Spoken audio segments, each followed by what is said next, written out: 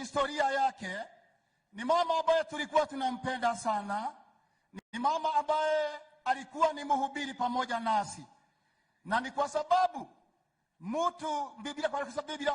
kulingana na vile Biblia inasema, Mtume Petro alitueleza vizuri ya kwamba mwanadamu ni maua na yanashanuka na tena yananyauka. Na siku hii ya leo hatuko na huyu dada wetu. Kitu kimoja ambayo ningetaka tujue, kwa sababu Biblia inatueleza vizuri katika kitabu, na ningetaka tusome hicho kitabu.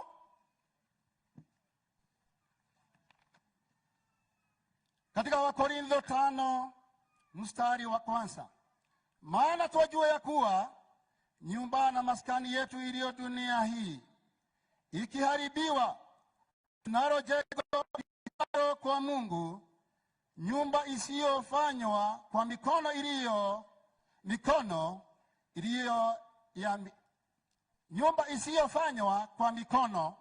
iliyo ya milele mbinguni. Bwana wetu asifiwe.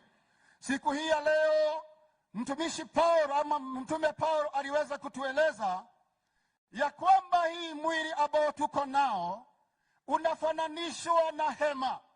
Hema hii ambayo tuko nayo siku hii ya leo sio permanent. Hii temporary. Hii ibada na iweze kupakiwa na ipelekwe mahali ilipotolewa. Hivyo ndivyo alivyotuambia Mtume Paulo ya kwamba hii mwili ambao tuko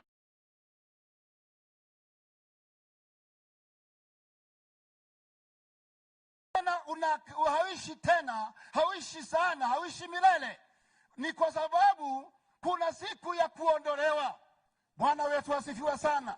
Na siku hii ya leo ningetaka tuone kama hii ambao tuko nayo siku ya leo, unaweza kuona iko na tumashimo kidogo, kwa sababu pengine imepigwa na upepo mkubwa, na inaweza pigwa na mvua mkubwa, na hivyo wakati mwingine haiwezi kaa sana. Hivyo ndivyo mwili wetu ama maisha yetu ilivyo. Na ni kwa sababu ya hivyo ninaona mtumishi Petro kuna